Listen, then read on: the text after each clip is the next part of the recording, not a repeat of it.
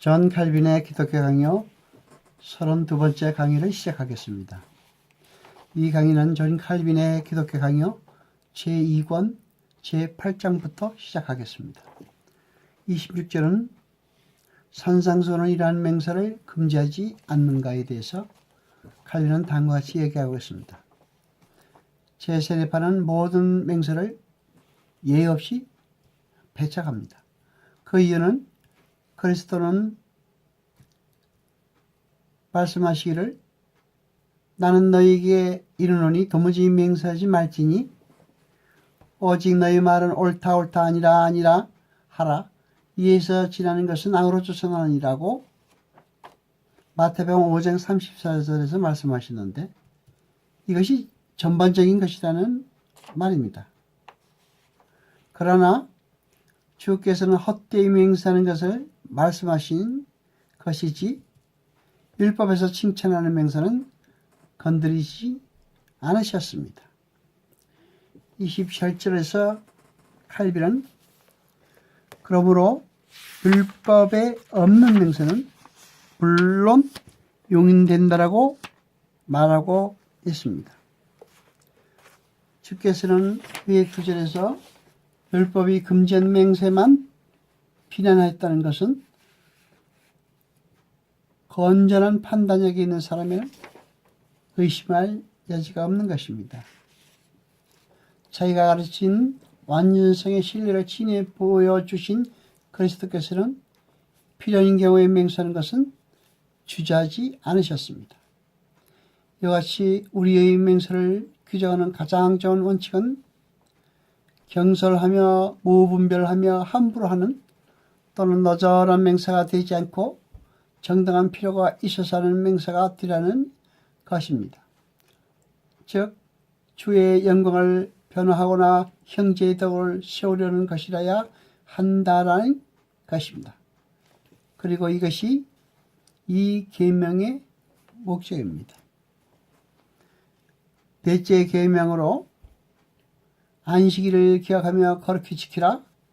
엿새 동안은 힘써 네 모든 일을 행할 것이나 제7일은 너희 하나님 여호와의 안식일인즉 너나 네 아들이나 아무 일도 하지 말라입니다.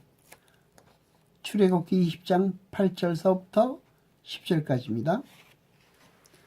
이러한 전체적인 해석에 대해서 칼빈은 다음과 같이 이야기하고 있습니다. 이 계명의 목적은 우리가 우리 자신의 기호나 일에 대해서 주고 하나님의 날에 대해서 명상하며 하나님이 정하신 방법으로 그 명상을 실천하라는 것입니다. 첫째, 제7일의 안식은 하늘의 법자께서 이스라엘 백성에게 영적 휴식을 알리시는 방법이었습니다. 신자들은 자기 일을 제쳐놓고 하나님이 자기들 안에서 일하시게 하라는 것입니다. 둘째, 하나님의 의도는 그들이 일정한 날에 서로 모여 율법을 배우며 의식을 행하며 적어도 그들은 특히 하나님의 행적을 명상하는 데 바쳐서 이렇게 회상함으로써 경건의 훈련을 받으라는 것이었습니다. 셋째, 하나님께서는 그 밖에 남의 권위 하에 있는 사람들과 종들에게 휴식하는 날을 주셔서 그들의 노고를 쉬는 때가 있게 하기로 결정하신 것입니다. 29절은 안식일 계명은 약속이다입니다. 칼빈은 그러나 안식일에서 이 영적 안식의 예시가 가장 중요한 자리를 차지했다는 것을 우리는 여러 귀절에서 알 수 있다고 말하고 있습니다. 주께서 이 계명의 대서와 같이 엄격한 복종을 명령하신 계명은 달리는 거의 없습니다. 율법의 모든 교훈 중에서 안식일을 특히 존중한 것을 우리는 알 수가 있습니다. 하나님이 우리 안에서 일하시기 위해서 우리는 전적으로 쉬어야 하며 우리의 의지를 바쳐야 하며 우리의 마음을 맡겨야 하며 우리의 모든 육적 욕망을 버려야 하는 것입니다. 30절에서 칼빈은 제7일에 대해서 말하고 있습니다. 성경에서 완전수로 되어 있는 7일이라는 수요에 대해서 어떤 비밀한 뜻을 캐고자 하는 사람이 있다면 이 수를 택한 것은 영구성을 표시하려는 것이며 이유 있다고 말하고 있습니다. 모세의 말이 이 점을 지지한다는 것입니다. 그는 차례차례 계속되는 낮과 밤들에 대한 이야기를 하고 하나님이 모든 일을 마치시고 쉬신 날로 끝맺는다라고 창세기 2장 3절에서 얘기하고 있습니다. 그러므로 주님께서는 7째 날을 통해서 마지막 날에 자기의 안식이 완성될 것을 백성에게 대략 알리시며 그들이 평생 안식이 되어 끊임없이 명상함으로써 이 완성을 동경하게 만들려고 하신 것으로 볼 수 있습니다. 칼빈은 31절에서 안식일 계명의 약속은 그리스도에게서 실현된다라고 말하고 있습니다. 주 그리스도께서 오심으로써 이 계명의 의식적 부분이 폐지된 것은 의심할 여지가 없습니다. 그리스도 자신이 실상이시므로 그가 계시는 곳에서는 모든 상징이 사라지며 그가 본체이시므로 그가 나타나실 때의 그림자는 버려지기 때문입니다. 즉 그는 안식의 진정한 실현이십니다. 우리가 세례를 받음으로써 그와 함께 묻혔으며 그와 연합하여 그의 죽음에 참여한 목적은 그의 부활에 참여함으로써 새로운 생명으로 살려는 것입니다. 로마서 6장 4절로부터 5절입니다. 이 일은 어느 하루에만 국한되는 것이 아니라 우리가 자신에 대하여 완전히 죽고 하나님의 생명으로 충만할 때까지 우리의 일생을 통해서 있을 일인 것입니다. 32절에서 칼빈은 넷째 계명은 어느 정도까지 외면적 규정을 초월하는가에 대해서 말하고 있습니다. 안식일을 지켜야 하는 이유들은 고대의 그림자로 돌릴 것이 아니라 모든 시대에 똑같이 적용되는 것입니다.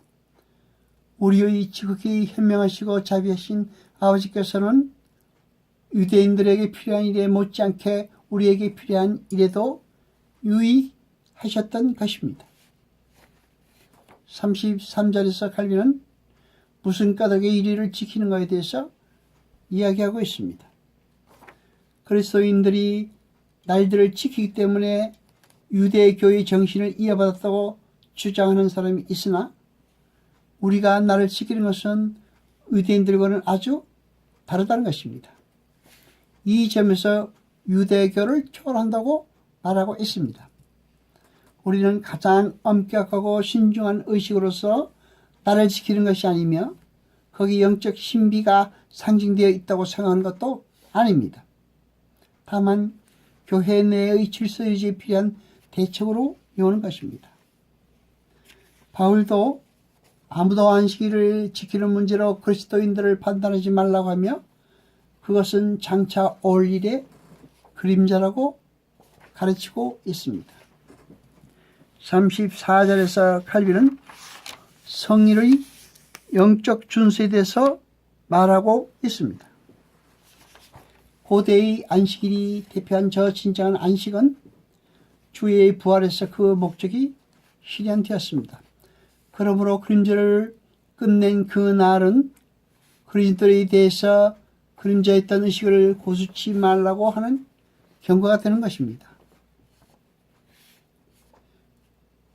칼빈은 7이라는 수를 고집해서 교회를 거기에 예속시키는 것이 아니라고 말하고 있습니다. 또 다른 날에 엄숙히 모이는 교회들도 미신만 없으면 칼빈은 비난하지 않을 것이라고 말하고 있습니다. 유대인들에게 진리가 상징으로 전달된 것 같이 우리에게는 그림자 없이 진리가 제시됩니다. 첫째로 우리는 우리의 모든 일을 쉬는 영원한 안식을 평생 명상해서 주께서 성령으로 우리 안에서 역사하시게 해야 합니다. 둘째로 우리는 각각 개인적으로 틈이 있을 때마다 하나님의 활동을 부지런히 그리고 경건하게 명상해야 합니다. 즉 우리들 사이에서 경건이 소멸되거나 쇠퇴하는 것을 막기 위해서 우리는 성회에 부지런히 출석하며 하나님께 대한 경배를 도울 수 있는 외면적 보조 수단들을 이용해야 할 것입니다. 다섯째 계명은 네 부모를 공경하라. 그리하면 너희 하나님 나 여호와가 네게 준 땅에서 네 생명이 길리라 입니다. 아멘. 35절에서 칼빈은 이 계명의 범위에 대해서 말하고 있습니다. 이 계명의 목적은 주 하나님께서 자기의 경륜이 유지되는 것을 기뻐하심으로 우리는 그가 정하신 상하 등급을 침범하지 말라는 것이라는 말입니다. 하나님의 위에 두신 사람들을 우리는 존경하며 경의와 복종과 감사로 대해야 한다는 것입니다.